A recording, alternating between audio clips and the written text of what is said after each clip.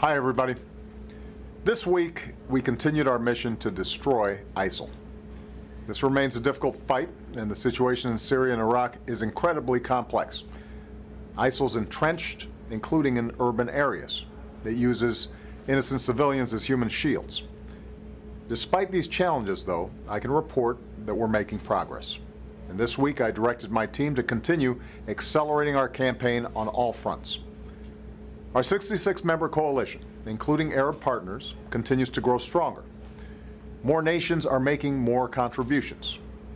Every day, our air campaign, more than 10,000 strikes so far, continues to destroy ISIL forces. And we continue to go after ISIL leaders and commanders, taking them out day in, day out, one after another after another.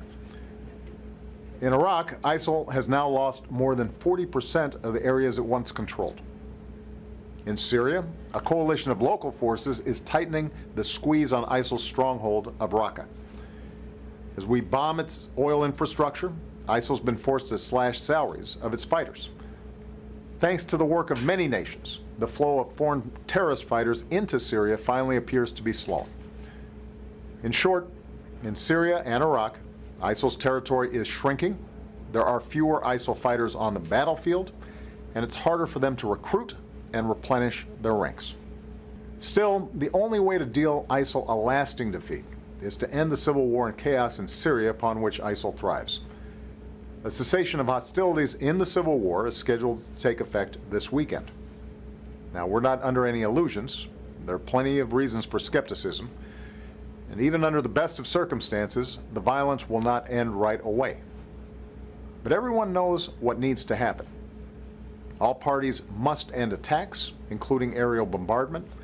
Humanitarian aid must be allowed to reach areas under siege. And a lot of this is going to depend on whether the Syrian regime, Russia, and their allies live up to their commitments.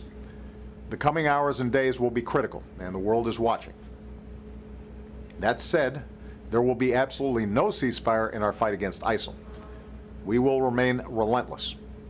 Beyond Syria and Iraq, we continue to use the full range of our tools to go after ISIL wherever it tries to take root, as we showed with our recent strike on an ISIL training camp in Libya. With partners around the world, we'll continue discrediting the ideology that ISIL uses to radicalize and recruit and inspire people to violence, especially online.